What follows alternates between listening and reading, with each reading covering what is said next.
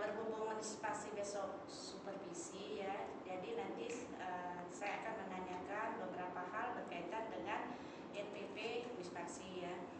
Kira-kira besok Wispaksi ngajar itu akan mengangkat materi apa? Oh, kalau indikatornya kita tentang menentukan penjumlahan operasi suku banyak dan menentukan pengurangan suku banyak. Oh itu. Iya. Untuk hari 4.2-nya menyelesaikan masalah yang berkaitan dengan penjumlahan operasi suku banyak dan menyelesaikan masalah yang berkaitan dengan pengurangan suku banyak. Ya, nanti dalam bentuk apa? Dalam bentuk PowerPoint, kemudian kegiatan pembelajaran yang berdiferensiasi. Jadi anak-anak dibagi menjadi 3, yang audio, kemudian kinestetik dan visual. Untuk yang audio kita berikan link YouTube-nya, jadi mereka bisa melihat video pembelajaran tentang suku banyak, tentang penjumlahan dan pengurangannya. Kemudian yang visual saya memberikan situs web. Jadi mereka membaca tentang penjumlahan dan pengurangan suku banyak. Kemudian untuk yang kinestetik mereka akan mempunyai alat peraga sendiri untuk menyelesaikan suku banyak tersebut. Iya, berarti sudah ini ya, asesmen yang konsepnya sudah. Baik, kira-kira metode apa yang akan Wispaksi gunakan pada pembelajaran kali ini? Yang kita gunakan adalah kerja kelompok, diskusi kelompok, kemudian tanya jawab dan juga penugasan terhadap siswa tersebut. Iya. Kemudian ada prediksi ya Wispaksi itu bahwa materi yang mana itu yang sulit dicerna oleh siswa. Kalau untuk masalah penjumlahan dan pengurangan suku banyak ini saya rasa tidak ada kesulitan karena basic mereka dari kelas 10 udah ada, dari SMP udah ada, sama seperti aljabar dianya, mendekatkan pangkat tertinggi kemudian pangkat yang sama kemudian dioperasikannya. Berarti tidak melanjutkan ya? Iya, betul. Iya. Terus kompetensi apa saja yang biasa dimiliki siswa setelah mengikuti pembelajaran sesuai dengan harapan Wispaksi? Sesuai dengan harapan saya, mereka bisa menjumlahkan dan mengurangkan suku banyak. Jadi mereka sudah paham, oh di mana yang bisa dijumlahkan, koefisien dengan pangkat yang mana yang bisa didekatkan atau yang tidak didekatkan. Terus mereka paham langkah-langkah dalam operasi penjumlahan itu bagaimana sih, kemudian operasi dalam pengurangan itu bagaimana juga. Jadi bisa membedakan antara kedua hal tersebut. Terus apa yang perlu mendapat perhatian khusus pada pembelajaran kali ini? Yang penting mereka sudah kuat mengetahui yang berderajat sama atau berpangkat sama, jadi sehingga mereka tidak lagi memiliki kesulitan dalam menemukan yang memiliki pangkat atau derajat yang sama. Oke, baik. Nanti besok pasti siapkan LPP-nya, PPT, kemudian ya LKPD-nya ada. Oke, semangat ya. Besok kita ketemu lagi. Iya. Baik, terima kasih. Sama-sama.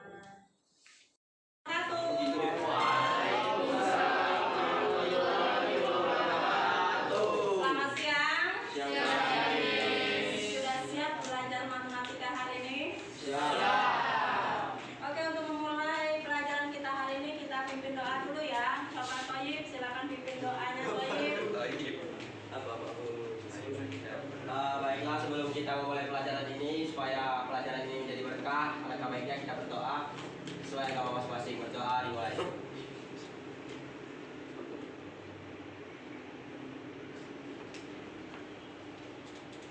Berdoa selesai. Sudah berdoanya? Sudah. Siapa nggak masuk hari ini? Marcel. Kenapa Marcel? Sakit. Sudah kalian jenguk? Sudah. Sakit apa dianya? DBD Tipes. Kita doakan semoga Marcelnya lekas sembuh ya. Sekarang coba cek di lacinya, di sekitarnya apakah ada sampah-sampah yang berserakan. Kalau ada tolong dibersihkan dulu ya. Silakan cek. Nabi, coba coba Nathan, ada sampahnya ya? Ya, buang dulu ya, di mulut ya. Silakan ya, buang dulu ya. Udah?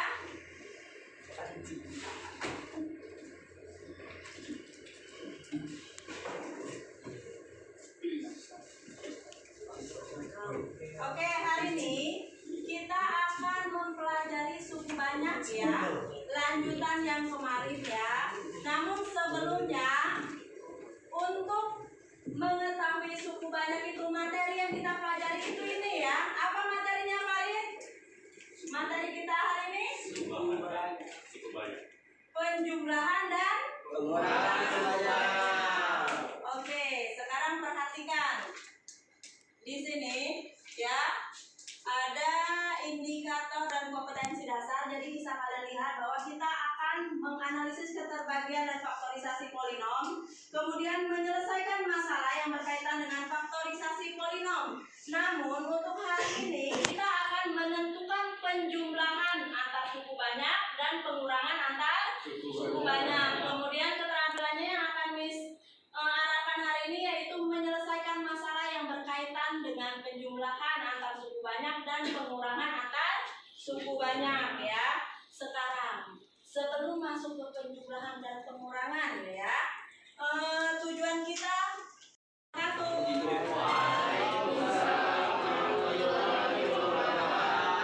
Selamat siang. Sudah siap belajar matematika hari ini? Oke, untuk memulai pelajaran kita hari ini kita pimpin doa dulu ya. Sobat Toyib, silakan pimpin doanya Toyib. Baiklah, sebelum kita memulai pelajaran ini, supaya pelajaran ini menjadi berkah, alangkah baiknya kita berdoa sesuai agama masing-masing. Berdoa dimulai.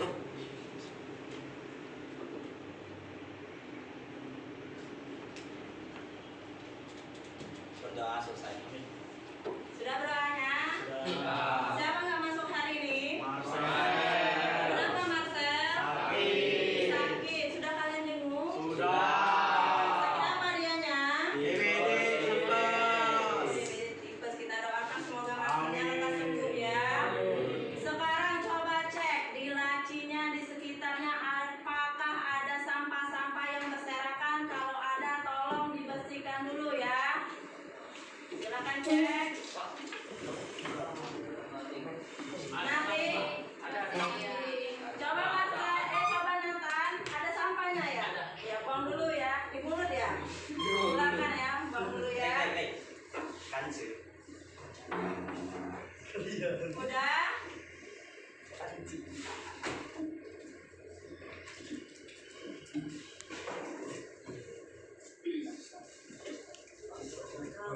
Oke, hari ini kita akan mempelajari suku banyak ya, lanjutan yang kemarin ya. Namun sebelumnya, untuk mengetahui suku banyak itu, materi yang kita pelajari itu ini ya. Apa materinya Farid? Materi kita hari ini penjumlahan dan pengurangan. Oke, sekarang perhatikan di sini ya, ada indikator dan kompetensi dasar. Jadi bisa kalian lihat bahwa kita akan menganalisis keterbagian dan faktorisasi polinom, kemudian menyelesaikan masalah yang berkaitan dengan faktorisasi polinom. Namun untuk hari ini kita akan menentukan penjumlahan antar suku banyak dan pengurangan antar suku banyak. Kemudian keterampilannya yang akan arahkan hari ini yaitu menyelesaikan masalah yang berkaitan dengan penjumlahan antar suku banyak dan pengurangan antar suku banyak ya. Sekarang sebelum masuk ke penjumlahan dan pengurangan ya, tujuan kita.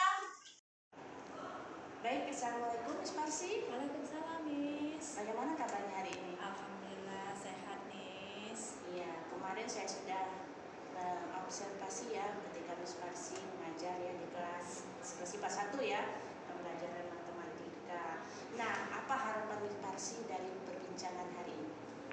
Dengan adanya perbincangan hari ini, saya mengharapkan saya bisa mengetahui kelebihan, kekurangan saya dan masukan agar bisa mengajar lebih baik lagi ke depannya. Miss Marsi mungkin sudah bisa melihat ya, oh yang mana yang baiknya, yang mana yang kira-kira kurang dari pembelajaran tersebut.